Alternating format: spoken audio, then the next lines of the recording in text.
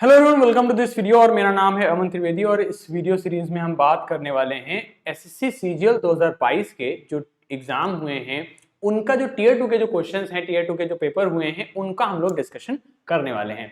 इस video series में मैं आपको इंग्लिश के जितने भी क्वेश्चंस हमारे एग्जाम में कंडक्ट किए गए हैं उनका हम लोग डिस्कशन करने वाले हैं। ये जो पर्टिकुलर वीडियो है, इस वीडियो में हम जितनी भी वोकैबुलरी पूछी गई है एसएससी के द्वारा उसका डिस्कशन हम इस वीडियो में करने वाले हैं। तो अगर आप वोकैबुलरी की बात करें तो इस वीडियो में मैं जितनी भी वोकैबुलरी, जितने भी क्वेश्चंस वोकैबुलरी के 3 से 4 शिफ्ट्स में पूछे गए हैं उन सभी का डिस्कशन इस वीडियो में हम करने वाले हैं। वो चाहे इडियम्स के क्वेश्चन हो, वन वर्ड के क्वेश्चन हो, एंटोनिम्स के क्वेश्चन हो, सिनोनिम्स के क्वेश्चन हो, सारे क्वेश्चंस का डिस्कशन इस वीडियो में होने वाला है। मेरा नाम है अमन त्रिवेदी और अगर आप मेरा कंप्लीट इंग्लिश का बैच ज्वाइन करना चाहते हैं जिसमें आपको एसएससी सीजीएल टीयर 1 टीयर 2 के लेकर सारे के सारे क्वेश्चंस पेपर्स को सारे एसएससी के सारे एग्जाम्स की अगर आपको प्रिपरेशन करनी है तो आप इस कोर्स में एनरोल कर सकते हैं। प्राइस है 599 रुपीज। 1 साल की वैलिडिटी आपको इसमें मिलती है। ग्रामर का पोर्शन आपको इसमें कंप्लीट मिलता है, वोकैबुलरी का पोर्शन आपको कंप्लीट मिलता है, कॉम्प्रिहेंशन का पोर्शन आपको कंप्लीट मिलता है और समय समय पर लाइव सेशंस भी लिए जाते हैं। डेडिकेटेड टेलीग्राम ग्रुप्स हैं जहां पे आप डाउट्स डिस्कशन कर सकते हैं। साथ ही साथ वीकली आपको वीक में 1 या 2 बार आपके साथ में लाइव सेशन भी होता है जिसमें आप अपने डाउट्स पूछ सकते हैं। अगर आपने टेलीग्राम चैनल नहीं ज्वाइन किया है तो ज्वाइन कर लीजिए, वहां से आपको सारे अपडेट्स मिल जाएंगे। इस वीडियो की पीडीएफ आपको आरबी लर्निंग ऐप से मिल जाएगी। वहां पर आप पेड क्लासेस में जा सकते हैं और उसमें आप स्क्रॉल करेंगे तो आपको ये बैच दिखेगा। इसमें आप व्यू डिटेल्स या व्यू डेमो में जब जाएंगे तो आगे आपको एक इस तरीके के 2 सेक्शन मिलेंगे जहां पे पीडीएफ और इंग्लिश का ऑप्शन होगा। इंग्लिश के ऑप्शन में आप जाएंगे तो यहाँ नीचे आपको ऑप्शन मिलेगा जहां लिखा होगा SSC CGL 2022 tier 2 question paper. तो उसमें आपको ये इस वीडियो की पीडीएफ मिल जाएगी। तो एप्लीकेशन डाउनलोड करना पड़ेगा अगर आपको इसकी पीडीएफ चाहिए। इसके अलावा अगर आप ऑफिसर्स बैच ज्वाइन करना चाहते हैं जिसमें आप सारे ही सब्जेक्ट्स की तैयारी सिर्फ 1999 में कर सकते हैं 9 मंथ्स की वैलिडिटी के साथ, तो इस बैच को ज्वाइन कर सकते हैं। इसमें मैथ्स, इंग्लिश, रीजनिंग जी के सारे सब्जेक्ट्स आपको मिल जाते हैं। ठीक है, इस बैच के भी डेडिकेटेड टेलीग्राम ग्रुप्स होते हैं जहां पर आप अपने डाउट्स डिस्कशन कर सकते हैं और वीकली कोई ना कोई टीचर आपके साथ लाइव सेशन करता है और आपकी जितने भी प्रिपरेशन रिलेटेड डाउट्स होते हैं, गाइडेंस की जरूरत होती है, वो सारी आपको इन वीडियोस में, इन टेलीग्राम ग्रुप्स में दी जाती है। तो कंप्लीट मेंटरशिप प्रोग्राम भी है, सब कुछ आपको इसमें मिल जाता है, आप इससे तैयारी कर सकते हैं। तो चलिए शुरू करते हैं अपने, हम डिस्कशन करने वाले हैं वोकैबुलरी का इस वीडियो में। जो भी हमारे एग्जाम से रिलेटेड पूछी गई, जो भी हमारे टीयर 2 के क्वेश्चन पेपर्स में पूछी गई है, उसमें हम सबसे पहले बात करने वाले हैं वन वर्ड सब्स्टिट्यूशंस की। ठीक है, जो वन वर्ड सब्स्टिट्यूशन के क्वेश्चन पूछे गए हैं उनका हम बात कर रहे हैं। ठीक है, तो पहला क्वेश्चन आपका है कि अब देखिए, before I discuss the question, एक दो छोटी छोटी चीजें जो मैं आपसे बताना चाहूंगा कि देखो पेपर किस तरीके का आया है। पेपर कोई बहुत एक्स्ट्राऑर्डिनरी डिफिकल्ट नहीं है, बट पेपर इजी भी नहीं है। ठीक है, और जो क्वेश्चन पेपर है वो 390 मार्क्स का है एंड एक क्वेश्चन आपका 3 मार्क्स का है। ठीक है, इसमें मैं कोई नई बात नहीं बता रहा हूं, बट मैं कहना ये चाह रहा हूं कि यहां पर आपकी एक्यूरेसी बहुत इंपॉर्टेंट रोल प्ले करती है। आपने इंग्लिश में 45 क्वेश्चंस किए, आपके 4 क्वेश्चन सही होने से, और अगर आपके 4 क्वेश्चंस गलत होंगे तो आपका माइनस होगा 16 मार्क्स, और अगर आपके 4 क्वेश्चन सही होंगे तो आपका प्लस होगा 16 मार्क्स। और 16 मार्क्स बहुत इफेक्ट डालते हैं, आप समझ रहे हैं मेरी बात। तो कहने का मतलब पेपर को बहुत एक्यूरेसी से अटेम्प्ट करने वाला था, क्योंकि नंबर ऑफ क्वेश्चंस जो थे वो बहुत लिमिटेड थे। हमारे पास बहुत ज्यादा क्वेश्चंस नहीं थे, तो हमारे पास जो क्वेश्चंस को गलत करने का लीवे था वो बहुत कम हो गया। हमें एक्यूरेसी पर खेलना पड़ता है इसमें। आपको बात समझ आई? तो कहने का मतलब यह है कि आपको इस पेपर में एक्यूरेसी से रोल प्ले करना था। और अभी हम इसमें डिस्कस करने वाले हैं वोकैबुलरी। ग्रामर के बहुत कम क्वेश्चंस आपके एग्जाम में आए हैं। जो ज्यादातर पेपर है वो आपका रीडिंग एबिलिटी पर बेस्ड था। ज्यादातर जो पेपर था वो रीडिंग एबिलिटी पे बेस्ड था। जिस भी बच्चे की आदत रीडिंग करने की नहीं है, जिस भी बच्चे की आदत अखबार पढ़ने की नहीं है, जिस भी बच्चे की आदत न्यूज़पेपर रीड करने की नहीं है, वो इस एग्जाम में अच्छा नहीं कर पाया होगा और न कर पाएगा। तो अगर आपको एग्जाम की तैयारी अच्छे से करनी है, आगे के एग्जाम्स की तैयारी करनी है, तो अभी से ही रीडिंग की हैबिट बना लीजिए। अगर आप ऐसे टीचर्स के साथ में हैं जो आपसे कहते हैं कि रीडिंग मत करिए, सिर्फ मेरे वीडियोस देखिए उनसे काम बन जाएगा, वो आपसे झूठ बोल रहे हैं। ऐसा नहीं होने वाला है। रीडिंग बहुत इंपॉर्टेंट हो चुकी है। इस एग्जाम को क्लियर करने के लिए, क्योंकि नंबर ऑफ क्वेश्चंस वोकैब के ज्यादा नहीं है, ग्रामर के ज्यादा नहीं है, वॉइस के ज्यादा नहीं है, नरेशन के ज्यादा नहीं है। किसके क्वेश्चंस बहुत हैं? पैराजंबल्स, क्लोज टेस्ट, आरसी, और बहुत अच्छे लेवल के क्वेश्चंस आपके इन तीनों चैप्टर से पूछे गए हैं। जिस भी बच्चे का क्लोज टेस्ट गलत हुआ, सीधे के सीधे 4-5 क्वेश्चंस गलत हो जाते हैं। जिसके भी पैराजंबल्स गलत हुए, 2 क्वेश्चन गलत हो गए। आरसी में आपके 2 क्वेश्चन गलत हो गए। तो 8 क्वेश्चन आप जैसे ही अंग्रेजी में गलत करोगे, आपका स्कोर धड़ाम से 32 मार्क्स कम हो जाएगा, और ये वो बहुत बड़ा नंबर होता है। इसलिए मैं कह रहा हूं कि reading ability is a very very important key to clear this exam, and you can not afford to leave any chapter if you want to clear this examination. ठीक है, तो अखबार पढ़ने की आदत डालिए। लोगों से जिन्होंने नहीं पढ़ा है वो लोग बियर कर रहे हैं, वो लोग सफर कर रहे हैं, तो रीडिंग करने की आदत डालिए। सिर्फ वीडियोस देखने से, ग्रामर पढ़ने से नहीं होने वाला है। अभी मैं आपको वन वर्ड करवा रहा हूं, एक भी वन वर्ड का क्वेश्चन ऐसा नहीं है जो आपने पढ़ा ना हो। सारे के सारे वन वर्ड आपको इवन एसपी बख्शी बुक में मिल जाएंगे, इडियम्स क्वेश्चन का सारे एसपी बख्शी बुक में मिल जाएंगे। ठीक है, तो वोकैबुलरी कोई बहुत एक्स्ट्राऑर्डिनरी नहीं है। अब जैसे पहला क्वेश्चन आपके सामने रखा हुआ है, कह रहा है पर्सन हु एडमायर्स हिमसेल्फ और herself too much specially bye there appearance. कह रहा है अपनी अपीयरेंस के आधार पर वह व्यक्ति जो अपने आप को बहुत ज्यादा एडमायर करता है, या बहुत अपने आप को बहुत एडमायर करता है। ठीक है, पहला ऑप्शन जो आपका रखा है, आप में से जिन लोगों ने भी वर्ड पावर मेड इजी के मेरे वीडियोस देखे होंगे, उसमें मैंने आपको ये ईगो रूट वर्ड कराया है। ईगो का मतलब होता है आय। तो इगोइस्ट हम उसे कहते हैं जो अपने आप को बहुत सुपीरियर मानता है। इगोइस्ट हम उसे कहते हैं जो अपने आप को बहुत सुपीरियर मानता है। और इसी से मिलता जुलता दूसरा वर्ड होता है इगोटिस्ट, और इगोटिस्ट भी अपने आप को सुपीरियर मानता है, लेकिन इगोटिस्ट बहुत बोलता है अपने बारे में। ठीक है, अब हम पहले ऑप्शन को देखें, कंफ्यूज हो सकते हैं, आंसर इसको मार्क कर सकते हैं, बट हमें आगे के ऑप्शन देखते हैं। सेल्फिश मतलब जो बहुत ही सेल्फिश है, दूसरों के बारे में नहीं सोचता। यहां पर अपीयरेंस की बात नहीं आती है, ना ही इगोइस्ट में आती है। नार्सिसिस्ट में कहते हैं, आज ही कल में ही विकास विकीर्ति सर का एक वीडियो आया है, वो नार्सिसिज्म पर ही है, जिसे हम कहते हैं आत्ममुग्धता। हिंदी में हम कहते हैं आत्ममुग्धता।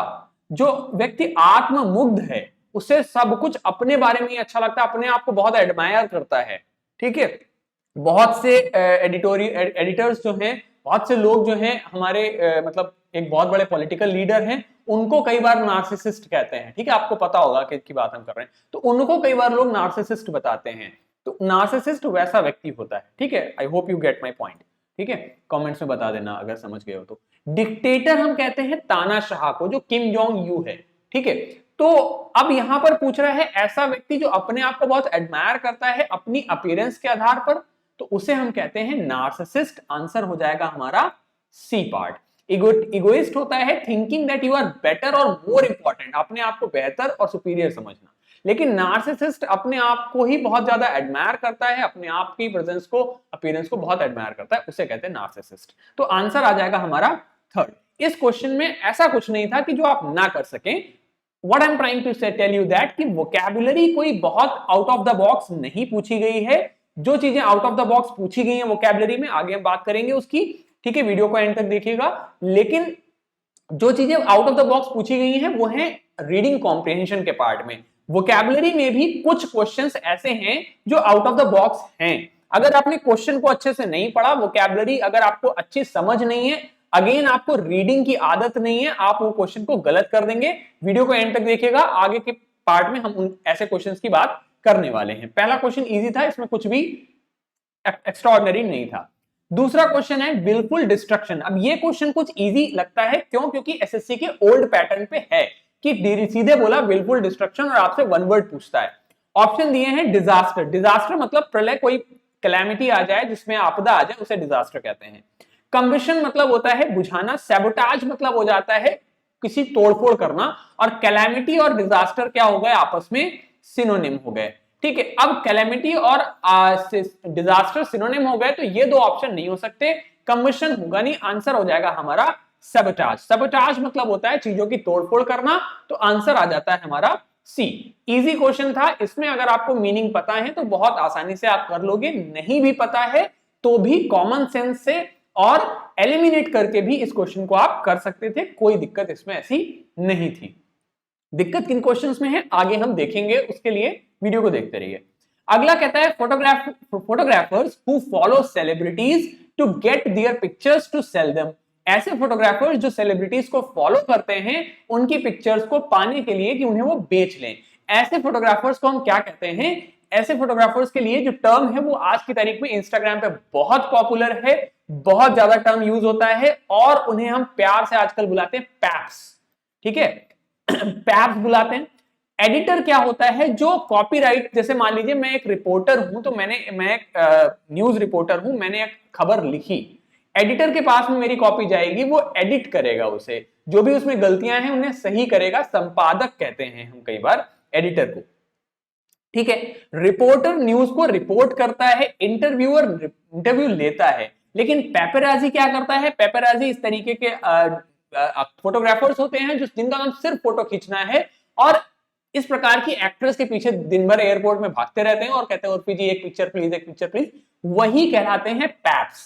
ठीक है, बहुत पॉपुलर टर्म है आजकल इंस्टाग्राम पे पैप्स, पेपराजी। जो लोग सेलिब्रिटीज को फॉलो करते हैं, उनकी पिक्चर्स कलेक्ट करते हैं और जो तैमूर टाइप की फालतू की न्यूज छापते हैं कि तैमूर ने आज खाना खाया, तैमूर ने आज पॉटी की, इन्हीं को पेपराजी कहा जाता है। समझ में आ गई बात? It's a very popular term nowadays, so it was also there was nothing in this question जो आप न कर सकते थे। ये क्वेश्चन शायद ज्यादातर लोगों का सही हुआ होगा। ठीक है, also what important thing to note down is that कि जो मैं क्वेश्चंस बता रहा हूं ये इजी है, इनमें ऐसा कुछ नहीं था जो ना किया हो। बट आप ये बात समझिए कि 45 में से अगर आपने 40 क्वेश्चन भी बहुत बढ़िया किए बट 5 क्वेश्चन गलत कर दिए, so they are gonna affect you. आप समझ रहे हैं? इसलिए एक एक क्वेश्चन इंपॉर्टेंट है हमारे लिए, एक एक क्वेश्चन इंपॉर्टेंट है। ये इजी है, कर लिया, उससे कोई बात नहीं, लेकिन वो क्वेश्चन जो डिफिकल्ट है उसे भी करना पड़ेगा हमें, तभी हम अच्छा कर पाएंगे। क्वेश्चन नंबर 4 ये भी आसान था, क्योंकि अगर आप लोगों ने वन वर्ड्स याद किए होंगे कभी भी किसी भी किताब से, आशा करता हूं आप लोगों ने किसी न किसी किताब से अवश्य याद किए होंगे, तो ये आपको मिला होगा। शॉफर हम किसे कहते हैं? शॉफर कहते हैं जो टैक्सी चलाता है, बढ़िया वेल सूट, एकदम बढ़िया, आपने मूवीज में देखा ना, वो व्हाइट कलर की ड्रेस पहने रहता है, कैप लगाता है और ड्राइविंग करता है, दैट्स कॉल्ड शॉफर। ठीक है, टॉकेटिव मतलब होता है जो बहुत ज्यादा बातूनी हो, बातें करे। अब दो ऑप्शन आते हैं हमारे, ओवर्ट, एक्सट्रोवर्ट एंड इंट्रोवर्ट। अब जिन लोगों ने वर्ड पावर मेड इजी के मेरे वीडियोस देखे होंगे उनमें मैंने आपको ये कराया है, रूट वर्ड से आपको मीनिंग इनके पता होंगे। एक्सट्रो मतलब होता है बहिर्मुखी, एक्सट्रो मतलब होता है बहिर्मुखी, जो बाहर की तरफ जिसका मुख है। इंट्रोवर्ट मतलब होता है अंतर्मुखी, यानी जिसका मन मुंह अंदर की तरफ है। ठीक है, अपने अंदर है वो। तो हु इज इंट्रोवर्ट, यानी कि जो अपने अंदर रहता है। एक्सट्रोवर्ट मतलब बहिर्मुखी, लोगों से बातचीत करता है। तो यहां कह रहा है जो रिजर्व्ड है और शाय है, तो वो क्या हो गया? इंट्रोवर्ट हो गया। जो लोगों से बातचीत करना कम पसंद करता है, उतना बातचीत नहीं करता, उसे हम कहते हैं एक्सट्रोवर्ट, इंट्रोवर्ट। Got it? तो एक्सट्रोवर्ट जो बहिर्मुखी, इंट्रोवर्ट अंतर्मुखी, एक्सट्रोवर्ट लोगों से मिलना जुलना बातचीत करना पसंद है, इंट्रोवर्ट को बातचीत करना पसंद नहीं। ठीक है, इजी क्वेश्चन था, इसमें भी कुछ एक्स्ट्राऑर्डिनरी नहीं था। नेक्स्ट कहता है one who is bootlicker and flatterer. तो बूटलिकर मतलब तलवे चाटता है और फ्लैटरर मतलब जो बहुत ज्यादा चापलूसी करता है। ठीक है, बहुत सारे न्यूज रिपोर्टर्स हैं जो आजकल ये काम करते हैं, आपको उनमें से दो चार का नाम याद ही होगा। मैनिपुलेटिव मतलब हो गया जो मैनिपुलेट करे, जो लोगों को मैनिपुलेट करे, लोगों को बेवकूफ बनाने का काम करे। ग्रेग मतलब होता है झुंड, तो ग्रिगेरियस मतलब हो गया जो झुंड में रहना पसंद करे। गोल्ड डिगर, गोल्ड को खोदे मतलब वह व्यक्ति, गोल्ड डिगर बहुत कॉमन टर्म है आजकल, चलता है कि ऐसी लड़की जो किसी लड़के से सिर्फ इसलिए रिलेशनशिप में है क्योंकि उसके पास बहुत पैसा है, उसे गोल्ड डिगर कहते हैं। तो टर्म हो जाएगा हमारा साइकोफेंट। साइकोफेंट कहते हैं, साइकोफेंट, फ्लैटरर, ऑयली टंग मतलब हो जाता है वह व्यक्ति जो चापलूसी करता है, लोगों की फ्लैटरी करता है, उनकी बूटलिकिंग करता है, उसे कहते हैं साइकोफेंट। ठीक है, next, the science and art of growing vegetables, fruits and flowers. I hope ये समझ आ गया, इसमें कुछ ऐसा नहीं था, बहुत मतलब ये भी क्वेश्चन आसानी था, इसमें बहुत ज्यादा डिफिकल्ट नहीं था। Science and art of growing vegetables, fruits and flowers. तो herbing is not a verb, herbs होता है, हर्ब्स हम कहते हैं जड़ी बूटियों को। ठीक है, हर्पेटोलॉजी क्या होता है? Herpetology is a branch of zoology concerned with reptiles and amphibians. तो रेप्टाइल्स और एम्फीबियंस से कनेक्ट कंसर्न ब्रांच है हर्पेटोलॉजी। हैप्लोलॉजी होता है आपका omission of one occurrence of a sound or syllable that is repeated in a word. For example, probably for probably. Probably में probably जिस तरीके से वर्ड आ रहा है इस तरीके के वर्ड्स को omission करना हैप्लोलॉजी कहलाता है। बट ये इजी वर्ड था क्योंकि हॉर्टिकल्चर आपने अगर वन वर्ड याद किए हैं, चाहे एसपी बख्शी से याद किए हो, चाहे नीतू सिंह से याद किए हो, किसी भी नोट से कहीं से भी याद किए होंगे, ब्लैक बुक से याद किए हो, तो आपको हॉर्टिकल्चर वर्ड मिला होगा। It was a easy word, there was nothing as such difficult here. Next, an arched structure in a garden having climbing plants. कह रहा है गार्डन में ऐसा स्ट्रक्चर जिसमें क्लाइंबिंग प्लांट्स हो। ठीक है, अब मान लो ये क्वेश्चन थोड़ी देर के लिए मुझे नहीं आता इसका मीनिंग। तो पाथ मतलब क्या होता है? रास्ता। शेड, शेड मतलब हो जाता है कि कुछ गिराना, या और शेड मतलब होता है छाया।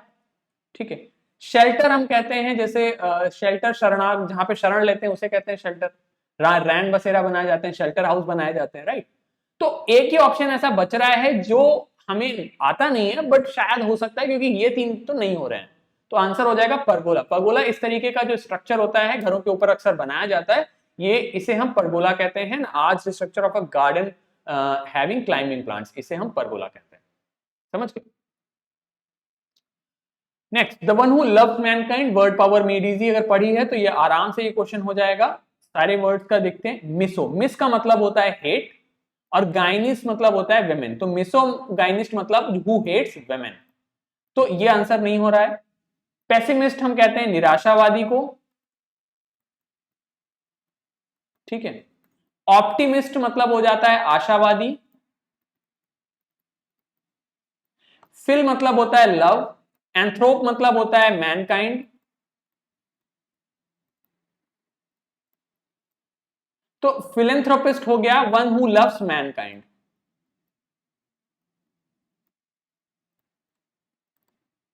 तो फिलेंथ्रोपिस्ट हम किसे कहेंगे? जिसे मैनकाइंड पसंद है, हु लव्स मैनकाइंड, उसे कहते हैं फिलेंथ्रोपिस्ट। तो आंसर हो गया हमारा सी पार्ट। इजी था, अगर वन वर्ड किसी भी बुक से याद किए होंगे तो याद रहा होगा।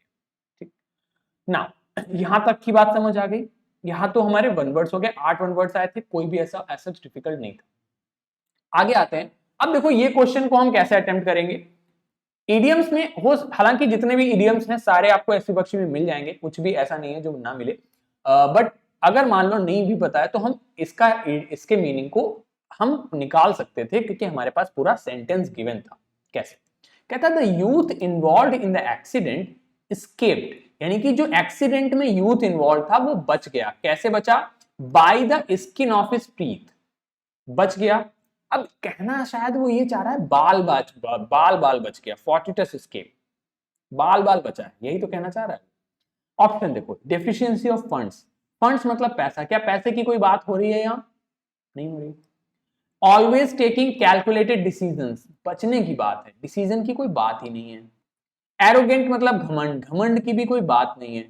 यहां स्केप, बेयरली मैनेज, बेयरली मतलब मुश्किल से मैनेज किया, स्केप करना, यही अर्थ लग रहा है। आंसर हो गया हमारा बी पार्ट। अब अगर आपको barely by the skin of teeth का मीनिंग नहीं भी पता है, still you could have managed to answer this question correctly, because आपको सेंटेंस दिया हुआ था, तो उससे आप मीनिंग को इन्फर कर सकते हो अगर आपको रीडिंग की आदत है तो। ठीक, स्किन ऑफ टीथ बहुत ही आसान है, दांतों में स्किन नहीं होती है, यानी कि बिल्कुल ही बाल बचा है। That's what he wants to say. Next question कहता है my father's office is at a close distance from home. अब इसमें, अब देखो ये क्वेश्चन थोड़ा से अलग तरीके का पूछा गया है। यहां पर क्वेश्चन थोड़ा सा घुमाता है, क्योंकि यहां उसने क्या किया, मीनिंग पहले दे दिया, और मीनिंग के आधार पे वो क्या पूछ रहा है आपसे, ईडियम पूछ रहा है। करेक्ट? ठीक, कह रहा है my father's office is at a close distance from home. For example मुझे पार्ट एंड पार्सल का मीनिंग नहीं पता, 6 एंड 7 का मीनिंग नहीं पता, हैंड टू माउथ का मीनिंग नहीं पता, एट अ स्टोन्स थ्रो का मीनिंग नहीं पता। ठीक, उसने कहा क्लोज डिस्टेंस पे है। ऑप्शन देखो, कह रहा है हैंड टू माउथ मतलब हाथ से, यहां हैंड टू माउथ। ठीक, एट अ स्टोन्स थ्रो, बात बताओ अगर तुमसे मैं पत्थर फेंकने को बोलूं तो कितना दूर फेंक पाओगे? मतलब बहुत तेज, बहुत दूर फेंक लोगे, बहुत दूर फेंक लोगे तो 200 मीटर, इससे ज्यादा नहीं जाएगा। 200 मीटर की डिस्टेंस कोई बहुत ज्यादा नहीं होती। तो क्लोज डिस्टेंस का मीनिंग किससे आ रहा है? इससे आ रहा है। पार्ट एंड पार्सल का मतलब होता है कि एसेंशियल पार्ट ऑफ समथिंग, किसी का बहुत आवश्यक अंग। जैसे ups and downs are the part and parcel of life. जीवन में उतार चढ़ाव हमारे जीवन के अभिन्न अंग है। ठीक है, तो पार्ट एंड पार्सल का मतलब होता है अभिन्न अंग होना। ठीक, at sixes and sevens, at sixes and sevens का मतलब क्या हो जाता है? एट सिक्सेस एंड सेवेंस का मतलब हो जाता है, ये देखिए इडियम जो है आपका एसपी बख्शी में दिया हुआ है, और मैंने अपने कोर्स में जितने भी करवाए हैं उसमें आपको मैंने ये इतनी बार बोलवाए होंगे, at sixes and sevens, catch 22 situation, in doldrums, इसके अलावा इन डिलेमा, ये सारे वर्ड्स मैंने आपको बहुत बार इडियम्स करवाए थे, बहुत बार रिवाइज कराए थे। बहुत सिंपल सा क्वेश्चन था, मतलब कुछ भी इसमें ऐसा नहीं है जो नहीं आता है। एट सिक्सेस एंड सेवेंस का मतलब होता है कंफ्यूज्ड स्टेट में होना, बहुत ज्यादा कंफ्यूज्ड है, not well organised. Hand to mouth का मतलब हो जाता है कि I am living hand to mouth, यानी कि आप ज्यादातर पैसा जो कमाते हैं उसे खर्च कर देते हैं, और बस इतना पैसा है आपके पास कि आप सिर्फ खाना खा पाए, 2 वक्त की रोटी खा पाए, उसे कहते हैं हैंड टू माउथ। मतलब बस बेयरली आपके खर्चे चल पाते हैं, पैसा बचा नहीं पाते, उसे कहते हैं हैंड टू माउथ अप्रोच। तो at a stone's throw will be the right answer, answer आ जाएगा हमारा डी पार्ट। ठीक है, क्वेश्चन नंबर 3। अब ये इडियम, जिन लोगों ने मेरे इडियम्स के वीडियोस देखे होंगे उन्हें मतलब बिल्कुल कई बच्चों ने मैसेज भी किया था कि ये एक ऐसा इडियम था कि I don't know, it was just a coincidence, कि एक ऐसा इडियम था जो मैं अपने हर वीडियो में, मतलब कुछ 12-13 वीडियो होंगे तो उन हर वीडियो में मैंने इस इडियम को रिवाइज किया है, रिपीट किया है, और वही आया भी। कैच 22 सिचुएशन हम कहते हैं, अभी भी बोला था क्या कि कंफ्यूज्ड होना, तो कंफ्यूज्ड स्टेट को हम कहते हैं। खैर मान लो नहीं आता, ये भी कह रहा है it was a catch 22 situation for the manager, manager के लिए कैच 22 सिचुएशन थी। वर्दी सक्सेसर टू थ्रोन, कोई राजा वाजा की बात हो रही है? नहीं हो रही है, हटा दो। A positive outcome in a tough situation, held as the ultimate champion, champion की बात नहीं हो रही है यहाँ पे। A difficult situation in which the solution to a problem is impossible. एक चीज और ध्यान रखो, पता है क्या, कभी भी आपसे ईडियम का मीनिंग जैसे एग्जाम में पूछ रहा है, ये मैं ट्रिक बता रहा हूं तुक्का लगाने वाली, ठीक है? अगर नहीं आता है, कभी भी मीनिंग नहीं आता, तो आप क्या करो, आंसर वो मार्क करो जो मोस्ट एक्सप्लेनेटरी हो। आंसर आप वो वाला मार्क करिए जो मोस्ट एक्सप्लेनेटरी हो, यानी कि वो ऑप्शन जिसमें सबसे ज्यादा एक्सप्लेन किया गया ना मीनिंग को, वही आंसर होता है। अब इसमें से सबसे ज्यादा एक्सप्लेन किसे किया गया इसे, तो आंसर क्या हो गया? A difficult situation in which the solution to a problem is impossible, मतलब मुश्किल समस्या, सिचुएशन जहां पे आपको डिसीजन लेने में समस्या हो रही हो, उसे कहते हैं कैच 22 सिचुएशन। समझ गए? ठीक है, अगर किसी ने भी एसपी बख्शी से याद किए होंगे, नीतू सिंह से याद किए होंगे, तो ये इडियम याद होगा सबको, इजी था। क्वेश्चन नंबर 4 कहता है the team members seem to be running around in circles. ठीक है, अगेन एक बारी बताओ, इनमें से सबसे ज्यादा एक्सप्लेनेटरी कौन सा है? ये वाला है ना, तो आंसर भी यही होगा। ये तुक्का लगाने का तरीका है। Anyways let's come to the point, ये इडियम हमें नहीं आता, कैसे करेंगे? कहता है hardly any time to breathe, team members seem to be running in, team members क्या कर रहे हैं? सर्कल में रन कर रहे हैं, राइट? ब्रीदिंग से कोई लेना देना, देखो ब्रीदिंग से इसका कोई लेना देना नहीं होगा, और ईडियम का मतलब ही होता है कि जो लिखा है उससे थोड़ा हट के अर्थ होगा, तो ब्रीदिंग से कोई लेना देना नहीं होगा, तो हटा दें। एक्सट्रीमली सक्सेसफुल कह रहा है, very dynamic and hard working कह रहा है, एक्टिव हैं बट कोई रिजल्ट नहीं मिल रहा है। अब आप एक बात बताओ, आपको एक सर्कल में चक्कर लगाने को बोल दिया जाए, लेकिन उससे क्या कुछ हासिल हो रहा है? क्या किसी आउटकम पे पहुंच रहे हो? क्योंकि आप जहां से शुरू किए थे फिर वहीं आ गए, फिर शुरू किए फिर वहीं आ गए, फिर शुरू किए फिर वहीं आ गए, फिर शुरू किए फिर वहीं आ गए, यानी कि आप मेहनत तो कर रहे हो बट रिजल्ट नहीं आ रहा। और फ्यू का मतलब क्या होता है? No result. ठीक है, तो आंसर आ जाएगा D part, to be very active but with few result. जैसे देखो ये लोग दौड़ रहे हैं लेकिन they are not reaching somewhere else, क्योंकि वो वापस से सर्कल में आ जाते हैं।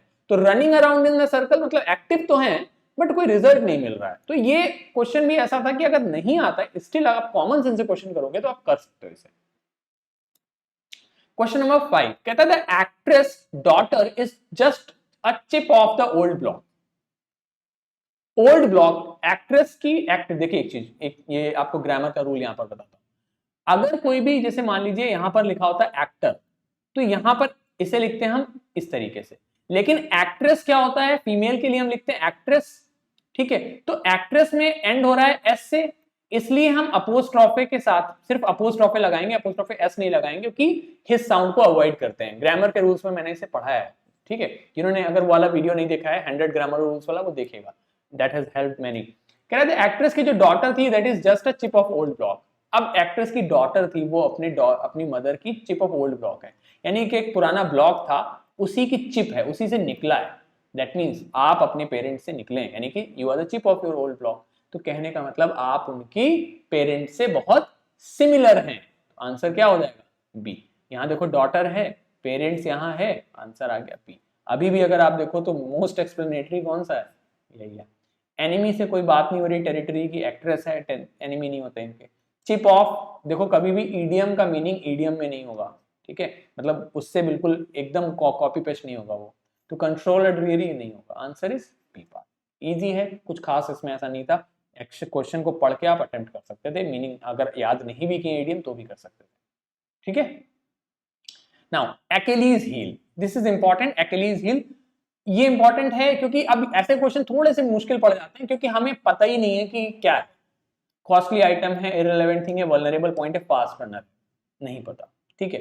देखो अगर कोई कॉमन सेंस से भी करेगा तो ये दो हटा भी सकता है, स्टिल वो ये दो में कंफ्यूज हो जाएगा क्योंकि रनर में भी हील चाहिए, इसमें भी हील हो सकता है।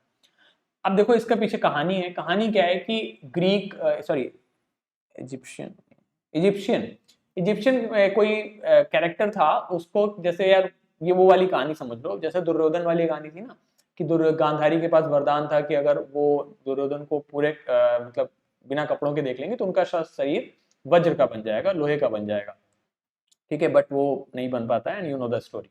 सिमिलरली यहाँ पर एक बच्चा था जिसको उनके पेरेंट्स को एक नदी में डुबोना था, तो उससे उसका शरीर एकदम लोहे का बन जाता, बट उन्होंने क्या किया, उसको हील से पकड़ा और हील से डुबोया था, मतलब यानी कि एड़ी से पकड़ा और डुबोया। तो एड़ी में जो है वो उस नदी में नहीं जा पाई पानी में, जिसकी वजह से वो जो पॉइंट था उसका वो एक्लीज हील बन गया, यानी कि वो कमजोर कड़ी बन गया। क्योंकि पूरे शरीर में जैसे ये व्यक्ति, इसके पूरे शरीर में कहीं भी तुम प्रहार करोगे नहीं लगेगा, लेकिन ये जो हील थी डूब नहीं पाई थी, इसलिए यहां पर जब तीर लगा तो ये मर गया। तो वल्नरेबल पॉइंट वो पॉइंट जहां पे आपको आपकी कमजोर कड़ी, तो एक्लीज हील का मतलब होता है कमजोर कड़ी, इसको मत भूलिएगा, कमजोर कड़ी, ठीक है। There is a story behind it and I have told you the story. तो answer is vulnerable point, answer, ठीक है। Next, water under the bridge. ये अगेन देखो, promises that are made to someone and never fulfilled, past events that are not important anymore, difficult situation in anyone's life, a seasoned crop with heavy demand। अब जैसे यहाँ कोई तुक्का लगा देगा तो ये पहला गलत हो जाएगा, तुक्का नहीं लगेगा, ठीक है, क्योंकि एक्सप्लेनेटरी तो ये है लेकिन आंसर ये नहीं है। वाटर अंडर द ब्रिज क्या होता है? That's water under the bridge. तुम्हारी जो एक्स है that's water under the bridge. आपकी जो एक्स है वो वाटर अंडर द ब्रिज है। क्यों? क्योंकि वो पास्ट इवेंट है जो कि अब आवश्यक नहीं है, ठीक है। मतलब ब्रिज के अंडर जो वाटर है वो अब इंपॉर्टेंट नहीं है क्योंकि आप अब तो ऊपर से जाते हो, so you don't care any more, you don't give a dash, ठीक है, आपको फर्क नहीं पड़ता आप, तो उसे कहते हैं water under the bridge. Past events that are not important any more, past के वो इवेंट जो अब आवश्यक नहीं है उसे कहते हैं वाटर अंडर द ब्रिज, ठीक है। इंपॉर्टेंट है, हो सकता है ये एक बार को बुक में ना मिले, बट अगर आप सीरीज वगैरह देखते हैं, जैसे कि ये भी देखो नेटफ्लिक्स से एक सीरीज का स्क्रीनशॉट है, तो बहुत कॉमन टर्म है, ये बहुत बार इस्तेमाल किया जाता है, and mostly use in terms of x, कि भैया वो तो मेरा वाटर अंडर द ब्रिज है, आई डोंट, फास्ट इवेंट है, अभी कुछ फर्क नहीं पड़ता, ठीक है। तो वाटर अंडर द ब्रिज थोड़ा सा ठीक ठाक इडियम था ये हमारे एग्जाम का। Next, the employ took the manager's remark with a pinch of salt. देखो जब आप सब्जी में अगर नमक कम है, आप नमक डालते हो तो आप पिंच से उठाते हो और थोड़ा डालते हो, क्यों? चम्मच से नहीं डालोगे, क्यों? क्योंकि ज्यादा हो सकता है। तो कहने का मतलब क्योंकि कुछ डाउटफुल है इसलिए आप उसे पिंच ऑफ सॉल्ट से लेते हो। तो going for the truth distasteful and boring नहीं होगा, कंडेम नहीं होगा, आंसर हो जाएगा doubt the truth and value of something. क्योंकि आप उसे डाउट कर रहे हो, आपको थोड़ा सा शक हो रहा है, कुछ गड़बड़ लग रहा है, इसलिए आप उसे ना पिंच ऑफ सॉल्ट से ले रहे हो, समझे? तो पिंच ऑफ सॉल्ट का मतलब होता है किसी का ट्रूथ डाउट करना या उसकी वैल्यू को डाउट करना। So the employ took the manager's remark with a pinch of salt, ठीक है, समझ आ गया। चलिए नेक्स्ट, अब बात करते हैं सिनोनिम्स की। अब ये क्वेश्चन थोड़े अच्छे हैं जो कि अलग तरीके से पूछे गए हैं। कहने का मतलब पहले जो सिनोनिम्स या एंटोनिम्स पूछते थे वो सीधे वर्ड देते थे और आंसर पूछते थे, अभी वो चीज नहीं है, अभी पूरा सेंटेंस दिया गया है और आपको इसमें से सिनोनिम बताना है। तो अच्छे क्वेश्चन है, तरीका इन्होंने चेंज किया है थोड़ा। कह रहा था narcotic drug addiction is in vogue these days as it is the most popular form of substance abuse. कहता है नार्कोटिक ड्रग एडिक्शन जो है वो आज की तारीख में वो हो रखा है क्योंकि ये सबसे ज्यादा popular form of substance abuse है। ठीक है, तो डिमांड में है, ऑब्सक्योरिटी है, फैशन है या स्टैंडर्ड है। अगर आपको पता हो तो वोग एक मैगजीन भी आती है और वोग एक कपड़ों का ब्रांड भी है। ठीक है, और कपड़ों के ब्रांड क्या दिखाते हैं और मैगजीन है तो वो क्या बताती है, that is a fashion magazine. तो what is it, it is a fad nowadays, यानी कि ये फैशन बन चुका है। नार्कोटिक ड्रग अब्यूज आजकल फैशन बन चुका है क्योंकि ये सबसे ज्यादा popular form of substance abuse है आज की तारीख में। डिमांड में नहीं, obscurity hazy lazy, obscurity hazy होता है, अनक्लियर, स्टैंडर्ड नहीं। तो वॉक द प्रिवेलिंग फैशन और style at a particular time, the vogue is to make realistic films. Synonym होता है fashion, mode, style, trend, taste, fad, fancy, passing fancy, craze, raze, enthusiasm, passion, infatuation, obsession, mania, fascination. आप synonyms जरूर याद रखिए। ठीक है, चलिए next आते हैं। ये क्वेश्चन बहुत अच्छा था, बहुत बढ़िया क्वेश्चन। तो जैसे मैं वीडियो की शुरुआत में बात कर रहा था कि कुछ क्वेश्चन जो थे वो बहुत स्टैंडर्ड लेवल के थे and they were very good question actually. तो ये क्वेश्चन बहुत अच्छा है उनमें से। अब देखो इन्होंने पूछने का तरीका ही बदल दिया है इसमें। ये somewhere near to banking pattern है, इस तरीके के क्वेश्चन एसएससी में पहले नहीं देखे गए। कहता है it was a fairly foul day. Fairly मतलब अच्छा खासा, फाउल डे मतलब खराब दिन था। As omens could be seen in abundance. Omens मतलब ऐसे, ओमेन्स मतलब होता है कि जैसे ऐसे इशारे, जैसे मान लीजिए फॉर एग्जाम्पल आप घर से निकले और बिल्ली रास्ता काट गई, तो it is considered a bad omen, यानी कि बुरा इशारा समझा जाता है इसे। तो जो इशारे थे that could be seen in abundance, उन्हें प्रचुर मात्रा में देखा जा सकता था। From the threshold of his border town, यानी कि अपने बॉर्डर टाउन की थ्रेशोल्ड से, उनकी दहलीज से, ever since the dawn struck, जब से सुबह हुई थी। ठीक है, जब से सुबह हुई थी तब से। ठीक, अब ऑप्शन देखिए, आपको इसमें से सिनोनिम्स मार्क करने हैं, जो दो पेयर, ये और ये सिनोनिम है, ये और ये सिनोनिम है, ये और ये सिनोनिम है, ये कौन कौन से, कौन सा ऐसा पेयर है जो सिनोनिम है आपस में। तो देखिए थ्रेशोल्ड का मतलब होता है पॉइंट ऑफ एंट्री और बिगिनिंग, दहलीज। डॉन मतलब होता है दिन की शुरुआत। तो दोनों ही बिगिनिंग की बात करते हैं, दोनों ही बिगिनिंग की बात करते हैं, इसलिए ये दोनों सिनोनिम हो जाते हैं। इसलिए आंसर हमारा ए हो जाता है। डे बात करता है दिन की और बॉर्डर दहलीज की बात कर रहा है, तो बॉर्डर और थ्रेशोल्ड एक बार को सिनोनिम हो सकते थे, but that is not an option. Foul और ओमेन नहीं होगा। ओमेन मतलब इशारा है, फाउल मतलब खराब है। ओमेन मतलब खराब और अच्छे से नहीं है, फाउल मतलब खराब है, तो यहां पर यह भी सिनोनिम नहीं हो पाएगा। ठीक है, बैड ओमेन होता तो फाउल हो सकता था एक बार को। तो omen event regarded as a good और इविल, अच्छा या खराब होगा वो नहीं, हमें नहीं पता, इट्स अ न्यूट्रल टर्म। और फेयरली मतलब अच्छी खासी अमाउंट में किसी की डिग्री बढ़ाना, कि it is a fairly good day, यानी कि और अच्छा दिन है, गुड को बेहतर और बेटर कर रहे हैं। ठीक है, अबंडेंस मतलब प्रचुर मात्रा में, तो ये भी आपके सिनोनिम नहीं है, क्योंकि fairly to a moderate degree, किसी की डिग्री को बढ़ाना, अबंडेंस प्रचुर मात्रा में, तो ये सिनोनिम नहीं है। आंसर आपका ये होगा, क्योंकि इसका मतलब भी बिगिनिंग से है, इसका मतलब भी बिगिनिंग से है, इसलिए आंसर ए आ जाएगा। ठीक है, it was a very good question. ये क्वेश्चन बड़ा अच्छा था, और ये क्वेश्चन आप तभी सही कर पाओगे जब आपको रीडिंग की आदत है। अगर आप सिनोनिम्स रट के गए हो तो ये नहीं होने वाला है।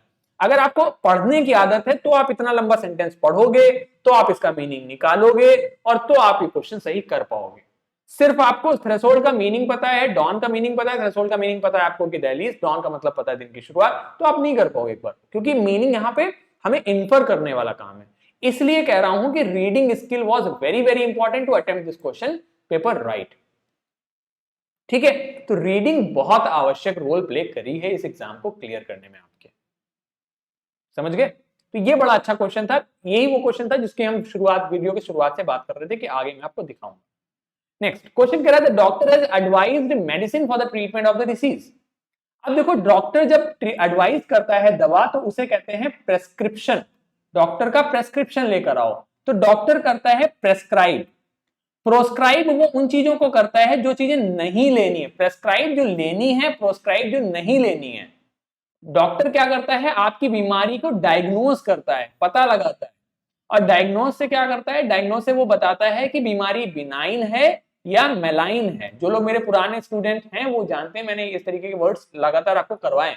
बिनाइन मतलब बीमारी सही हो सकती है, मेलाइन मतलब बीमारी सही नहीं हो सकती है। ये ट्रीटेबल है, ट्रीटेबल नहीं है। तो आंसर आ जाएगा प्रेस्क्राइब। डॉक्टर आप प्रेस्क्रिप्शन लिखता है, कहता है ना डॉक्टर का प्रेस्क्रिप्शन लॉ, यानी कि डॉक्टर ने प्रेस्क्राइब किया, एडवाइस किया। प्रेजेंट नहीं करता, प्रोस्क्राइब मतलब होता है जो चीजें नहीं लेनी है, प्रिवेंट मतलब रोकना। तो आंसर आ जाएगा डी पार्ट। अगेन थोड़ा अलग तरीके से घुमा के क्वेश्चन यहां पर पूछा है। क्वेश्चन नंबर 4 कहता है bullying is rather unacknowledged social evil. Unacknowledge, देखिए अगर आपने कभी मेल वगैरह में कम्युनिकेशन किसी से किया हो, नहीं भी किया है तो कोई बात नहीं, अक्सर कहते हैं कि आपको जैसे कोई मेल मैंने किया तो उसमें हम लिख देते हैं प्लीज एक्नॉलेज इट। तो आप उसमें कुछ भी हो, आप सिर्फ इतना लिख देते हो रिसीव्ड, तो उसे भी एक्नॉलेजमेंट मान लिया जाता है। एक्नॉलेज का मतलब हो गया कि तुम ये मान लो कि ये तुम्हें मिल गया है। एक्नॉलेज कर लिया आपने, यानी कि आपने रिसीव कर लिया। जैसे सरकारी ऑफिस में कोई भी लेटर आता है तो वो आप रिसीव करते हो, आप एक्नॉलेज करते हो that you have received it. ठीक है, तो एक्नॉलेज मतलब आपने मान लिया है, हाँ है। अनएक्नॉलेज्ड मतलब जिसे माना नहीं गया है, अभी तक इसे कंसीडर नहीं किया गया है। तो बुली करना एक अनएक्नॉलेज्ड सोशल इविल है जिसे अभी तक आइडेंटिफाई नहीं किया गया है, नेम नहीं करेंगे। नोटेबल मतलब जो बहुत प्रसिद्ध है, इनफेमस मतलब कुप्रसिद्ध है, नोटोरियस नहीं, अनआइडेंटिफाइड है मतलब जिसे अभी तक कंसीडर ही नहीं किया जा रहा है कि ये सोशल इविल है, उसे कहते हैं आपका unacknowledged. So the answer will be 2। Question number 1, now we are talking about antonyms here. ठीक है, हम एंटोनिम्स की बात करते हैं, कैसे क्वेश्चन एंटोनिम्स में आए देखते हैं। कह रहा है the colossal building stood amidst the ruins bearing signs of Victorian architecture. Again the word is very common nowadays, बहुत कॉमन है। अगर आपने किसी भी किताब से याद किए होंगे तो ये वर्ड आपको उसमें दिखा। कोलोसल काजल भी आता है, क्यों? क्योंकि वो आपकी आंखों को, कोलोसल काजल का एक ब्रांड है। क्यों? क्योंकि जब आप उस काजल को आंखों पे अप्लाई करेंगे तो आपकी आंखें उभर के बड़ी दिखेंगी। ठीक है, बिग आईज, तो उससे क्या होगा, कोलोसल यानी कि बड़ा दिखना। तो कह रहा है कि जो बड़ी बिल्डिंग है वो खंडहर के बीच में वो खड़ी है। तो टाइनी माइन्यूट मतलब छोटा, ठीक है, क्वेंट नहीं, इनॉर्मस मतलब बहुत ह्यूज, एक्स्ट्रॉर्डनरी मतलब समथिंग बहुत एक्स्ट्रॉर्डनरी है। So the answer will B tiny, minute, छोटा सा। आंसर आ जाएगा यहां पर सिंपली हमारा टाइम। इजी था, इसमें कुछ ऐसा खास नहीं था। क्वेश्चन नंबर 2 में कहता है the new principle of the school is stern yet he understands the needs of his subordinates. Stern मतलब है कि he gave me stern warning, मतलब कठोर वार्निंग दी मुझे। स्टर्न मतलब कठोर, एकदम कठोर। डेसोलेट मतलब होता है सेक्लूडेड, अलोन, अलोन जो अकेला रहना पसंद करे। नॉक्शियस मतलब अनप्लीजेंट, नॉक्शियस को नॉजिया से याद कर लो, नॉजिया मतलब होता है वॉमिटिंग, नॉक्शियस मतलब इतना खराब कि आपको उल्टी आ जाए। फ्लिपेंट मतलब हो जाता है जो बहुत, ये सिनोनिम में आ जाएगा, जो बहुत कठोर है। तो lenient is the right answer, मतलब विनम्र है, बहुत लीनियंट है। नहीं सॉरी, फ्लिपेंट मैंने कठोर बता दिया। Flippant is not showing a serious और रिस्पेक्टफुल एटीट्यूड, जो बहुत सीरियस और रिस्पेक्टफुल एटीट्यूड नहीं दिखा रहा है उसे कहते हैं फ्लिपेंट। ठीक है, तो ये नहीं होगा, आंसर आ जाएगा हमारा लीनियंट, क्योंकि जो बहुत विनम्र है, जो ज्यादा कठोरता नहीं दिखाता, उसे कहते हैं lenient. So the answer will be B here. ठीक है, चलिए coming to question number 3। The placid conversation between the two cricketers on a TV show aroused much controversy. Placid मतलब होता है शांत, तो जो शांत कन्वर्सेशन जो टीवी शो पे हुई दो क्रिकेटर्स के बीच में, उसने बहुत ज्यादा कंट्रोवर्सी को अराउज किया। आपको एंटोनिम मार्क करना है, ध्यान रखिएगा हमेशा। ठीक है, तो एंटोनिम क्या हो जाएगा, शांत का antonym angry, answer will be. Sardonic मतलब होता है जिसमें आप मजाक उड़ा रहे हैं, ग्रिमली मॉकिंग, सिनिकल, मॉक कर रहे हैं, मजाक उड़ा रहे हैं, उसे कहते हैं सार्डोनिक। सार्डोनिक टोन होती है पैसेज की, कि पैसेज की टोन कैसी, सार्डोनिक है, मतलब मजाक उड़ा रहे हो आप किसी का। इनअप्रोप्रिएट नहीं, इनफॉर्मल नहीं। प्लेसिड नॉट इजीली अपसेट और एक्साइटेड, काम, जो शांत रहता है उसे प्लेसिड कहते हैं। Answer is B. ठीक है, रीडिंग का सारा खेल है, अगर आपने अखबार नहीं पढ़ा है, ये सारे क्वेश्चंस करने में आपको समस्या आएगी। ठीक है, क्योंकि अगर अखबार पढ़ा है तो प्लेसिड का मीनिंग याद किया हो ना किया हो, पढ़ा बहुत जरूर देखा हो, कई बार होगा, तो उससे आपको अंदाजा हो जाता है शब्द का। समझ रहे हैं? तो सिर्फ किताब से वर्ड मीनिंग रटने से काम नहीं बनेगा। वर्ड मीनिंग रट लोगे किताब से, लेकिन उसको अप्लाई करना है, और एप्लीकेशन के लिए आपको रीडिंग इंपॉर्टेंट है, क्योंकि जब तक पैराग्राफ नहीं पढ़ोगे तब तक ये नहीं कर पाओगे अच्छे से। आप समझ रहे हैं? तो application is very very important, ठीक है। And for that you will have to read. Video की शुरुआत से लेकर अभी तक मैं यही कह रहा हूं कि पढ़िए, अगर रीडिंग नहीं करोगे तो समस्या आएगी, ठीक है, इसलिए पढ़िए। क्वेश्चन नंबर 4 कहता है the reputed officer was removed, reputed officer को रिमूव कर दिया गया अपनी पोस्ट से, क्यों? क्योंकि उसका क्लैंडस्टाइन अफेयर था, मतलब गलत अफेयर था। मतलब अब गलत चीज कैसी होती है? छुपा के की जाती है, तो छुपा हुआ अफेयर था। सरप्टिशियस, मतलब सरप्टिशियस साउंड्स लाइक सांप, सांप कैसे चलता है? छुप के चलता है, मतलब सरप्टिशियस मतलब सिनोनिम हो गया, ठीक है। कैजुअल अफेयर से हमें कोई लेना देना नहीं होता है। हम कैसे ऑपरेशन चलाती है? रॉ कोवर्ट ऑपरेशन चलाती है। कोवर्ट ऑपरेशन मतलब जो छुपे हुए हैं। कोवर्ट में सी हटा दो तो हो गया ओवर्ट यानी ओपन ऑपरेशन। और अमोरोज होता है सेक्सुअल डिजायर से रिलेटेड। तो ये क्लैंडस्टाइन कैसा है? Secret affair. एंटोनिम चाहिए, क्या हो गया? ओवर्ट। आंसर आ गया सी पार्ट। तो क्लैंडस्टाइन केप्ट सीक्रेट और डन सीक्रेटिवली बिकॉज इलिसिट है, गलत है। सरप्टिशियस मतलब भी चुपके से, बिकॉज गलत है, ठीक है। तो आंसर ये दोनों आपके सिनोनिम हो गए। कैजुअल आंसर नहीं हो सकता, overt will be the answer. Amorous showing feeling और रिलेटिंग टू सेक्सुअल डिजायर, ठीक। कमिंग टू क्वेश्चन नंबर 5 कह रहा है usually at Christmas uncle often, often का आपको एंटोनिम मार्क करना है यहां पर, brings lovely and cherished gifts for us. Often का एंटोनिम मार्क करना है आपको। तो कह रहा है यूजुअली मतलब जनरली, अंकल जो है वो कभी आपके कभी कभी ही, कभी कभी, ऑफन मतलब कभी कभी जो है लवली एंड चेरिश्ड गिफ्ट हमारे लिए लाते हैं। तो ऑफन का मतलब जब कभी कभी होता है उसका मतलब निगेटिव में है, यूजुअली मतलब ज्यादातर पॉजिटिव में है, ठीक। आपको एंटोनिम मार्क करना है, तो निगेटिव है तो इसका पॉजिटिव आपको मार्क करना पड़ेगा, ठीक है। सॉरी सॉरी अगेन, ठीक है, I will start it again. हाँ, सो क्वेश्चन है usually at Christmas uncle often brings lovely and cherished gift for us, ठीक है, मैंने गलत बता दिया था, फिर से सुनते हैं। क्रिसमस पे जो अंकल हैं वो ऑफन हमारे लिए लवली गिफ्ट्स और गिफ्ट लाते हैं। अच्छा, क्रिसमस है तो क्रिसमस पे सभी लोग ज्यादातर टाइम्स गिफ्ट लाते हैं ना, यहाँ पर यूजुअली भी कह रहा है, तो ज्यादातर की बात हो रही है। ऑफन का मतलब होता है फ्रिक्वेंटली, मैनी टाइम्स, ज्यादातर समय, फ्रिक्वेंटली, ठीक है, मैंने गलत बता दिया था। Often is a positive word which means frequently, अधिकतर। And seldom is a negative word, तो हमें एंटोनिम मार्क करना, नेगेटिव मार्क करना होगा, आंसर आ जाएगा D, which is not often और रेयरली, ठीक है। यूजुअली मतलब जनरली, ठीक, ऑफन मतलब भी जनरली, तो आंसर आ जाएगा हमारा सेल्डम मतलब कभी कभी, रेयरली ही लाते हैं, तो ऑफन मतलब ज्यादातर आते हैं, ठीक है। आई ऑफन विजिट दिल्ली मतलब फ्रिक्वेंटली दिल्ली जाता रहता हूं, समझ गए। क्वेश्चन नंबर 6 कह रहा था manager decided to resign from his, manager ने अपनी पोस्ट से रिजाइन करने का डिसीजन लिया, क्यों? क्योंकि बैंक को क्या डिक्लेयर कर दिया गया? इनसॉल्वेंट डिक्लेयर कर दिया गया, मतलब उसे सॉल्वेंट नहीं कह सकता, मतलब वो अभी क्या हो गई? बैंकक्रप्ट हो गई, ठीक है। तो bankrupt is a synonym, independent और कॉमर्शियल से कोई लेना देना नहीं। एफ्लुएंट होता है मतलब धनाढ्य, बहुत अधिक पैसा होना, ठीक है। So the answer is D here, ठीक है। तो बैंक इंसॉल्वेंट हो गई, बैंकक्रप्ट हो गई, मतलब जिसमें इंसॉल्वेंसी कोड भी है कि आप बैंकक्रप्ट हो जाते हो, डिक्लेयर कर देते हो, आपके पास बिल्कुल पैसा नहीं बचा, उसे कहते हैं इंसॉल्वेंट। आंसर हो जाता है एफ्लुएंट होना, कि आप एफ्लुएंट हो, धनाढ्य, ठीक है। So the answer is D here. चलिए क्वेश्चन नंबर 7 कहता है aunt May thought that uncle Ken's job as a manager at Firpos hotel in Shimla was a stable one. Aunt May को लगा कि जो अंकल की जॉब थी शिमला में होटल में वो स्टेबल थी, स्टेबल मतलब कभी नहीं जाने वाली, ठीक है। परमानेंट थी मतलब सिनोनिम आ रहा है, हमें क्या मार्क करना है? एंटोनिम। ड्यूरेबल होता है ना, कि आपने वो सुना होगा विराट कोहली का एड, क्योंकि एमआरएफ देता है ड्यूरेबिलिटी, ड्यूरेबिलिटी मतलब जो टिकाऊ हो, तो ये भी सिनोनिम हो गया।